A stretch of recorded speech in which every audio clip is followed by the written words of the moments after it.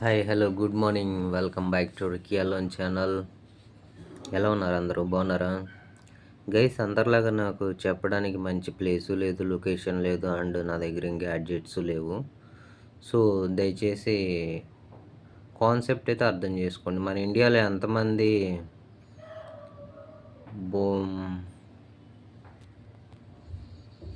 ఎంతమంది హితబోధకులు ఉన్నారు? I mean arts of living అని, అండ్ రామ్దేవ్ బాబా అని, అండ్ భగవద్గీత, అండ్ చాలా చెప్పేవాళ్ళు ఉన్నారు కదా. సో వాళ్ళకి వచ్చే ఇన్కమ్ ఎంత ప్రతిరోజు, ప్రతి అవరు, ప్రతి సెకండ్? ఇండియాలో ఉన్న యూత్ ఎంత? తిండి కోసం కొట్టుకునే వాళ్ళు ఎంత? తిండి లేక రోడ్డు మీద ఉన్న వాళ్ళు ఎంతమంది? సో వీళ్ళందరినీ కౌంట్ చేసుకుంటే వాళ్ళకు వచ్చే ఇన్కమ్తో మనం పెట్టచ్చా లేదా? బతికించవచ్చు కదా. అండ్ గవర్నమెంట్ వృధా ఖర్చులతో బాగు చేయొచ్చా లేదా? సో మరి ఎవరు ప్రశ్నించరేంటి? మనకెందుకు అనుకుంటారు? కులం కోసం, మతం కోసం అయితే ఇల్లు కొట్టేసుకుంటారా? స్కూళ్ళ నుంచి మొదలవుతుంది. చిన్న పిల్లలు రా వాళ్ళు. ఎందుకురా మీరు అలా చేస్తున్నారు? ఒక ఎడ్యుకేషన్ మినిస్టర్ అంటే అసలు నో మోర్ వర్డ్స్, వేస్ట్ అనిపిస్తుంది. చిన్నపిల్లల్లో కుల మత వివక్షాలని లేపుతున్నారు. మీరు అసలు మనుషులేనా లేకపోతే ఇంకేమన్నారా? ఏం సాధిద్దామని చిన్నపిల్లల్ని అలా? ఇంటర్నల్ బ్లీడింగ్ ఇది చాలా పెద్ద ప్రాబ్లం.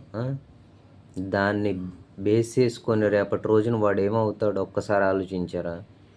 ఒక పద్ధతిగా చదువుకొని మంచి జాబ్ చేద్దాం అనుకున్నోడు కూడా మీ వల్ల, మీరు మాట్లాడే మాటల వల్ల, మీరు చేసే పనుల వల్ల ఆడేమవుతాడో తెలుసా? ఒక దొంగ, ఒక క్రిమినల్, ఒక క్రైమ్ చేసేవాడు, లేకపోతే మర్డర్ చేసేవాడు.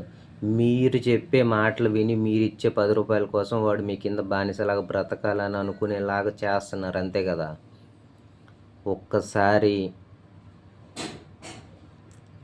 ఎప్పుడో ఒకరోజు ఏదో ఒక టైంలో ఎవడో ఒకడు వస్తాడు, అప్పుడు మీ ఆటలన్నీ ఆగిపోతాయి.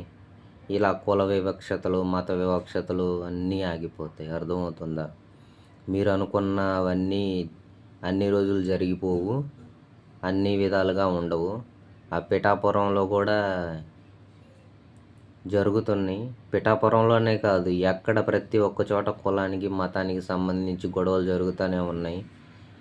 మనిషి అని ఒక్క మానవత్వం ఉంటే ఏ నా కొడుక్కైనా ఇంకో మనిషితో మర్యాదగా మాట్లాడడం నేర్చుకోండి. నువ్వు మనిషివే, నీకు కోస్తే బ్లడ్డే వచ్చిద్ది, ఆడికి బ్లడ్డే వచ్చిద్ది, నాకైనా అదే వచ్చిద్ది.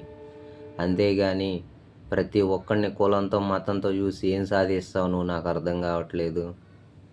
చెప్పు ఒక్క మాట. నువ్వు కడుపుకి అన్నమే తినాలి, ఎవడైనా అన్నమే తినాలి, ఎవడైనా కష్టపడాలి, ఎవడైనా రూపాయి సంపాదించుకోవాలి. మహా అయితే నువ్వు ఉన్న పొజిషన్ని బట్టి, లేకపోతే నీ తాతలు సంపాదించిన ఆస్తిని బట్టి నీకు డబ్బు పలుకుబడి వచ్చిందే కానీ నువ్వు కష్టపడి సంపాదించింది ఏమైనా ఉందా? ఇదేమన్నా సినిమా అంటారా? నైట్కి నైట్ కష్టపడిపోయి కొండలు కొట్టేసి నేను రిచ్ పర్సన్ అయ్యానని చెప్పుకోవడానికి కాదు కదా. ఎవడైనా 24 గంటల్లో 12 గంటలు 18 గంటలు కష్టపడితేనే కదా వచ్చేది రూపాయి. అలాంటప్పుడు కులాన్ని, మతాన్ని ఎందుకురా దూషిస్తున్నావు? నువ్వు పడే కష్టమే కదా అతను పడుతున్నాడు. ఆ కష్టాన్ని గుర్తించవా? నీ ఇష్టానికి మాట్లాడతావా? పిల్లల్లో మంటలు పెడతావా? ఒక్కటి గుర్తుంచుకో, చిన్నపిల్లల్లో కులాన్ని, మతాన్ని తీసుకొస్తున్న ప్రతి ఒక్కడు బాగుపడ్డు. ఇదైతే నిజం. ఓకే, ఈ వీడియో చూసిన ప్రతి ఒక్కడు దయచేసి షేర్ చేసి, కులానికి మతానికి అతీతంగా ఉండదు మన ఇండియా అనేసి ఎవరైనా చెప్పాలి అనుకుంటే దయచేసి షేర్ చేయండి, సబ్స్క్రైబ్ చేయండి. మీ అభిప్రాయం ఏందో కింద కామెంట్లో తెలియజేయండి.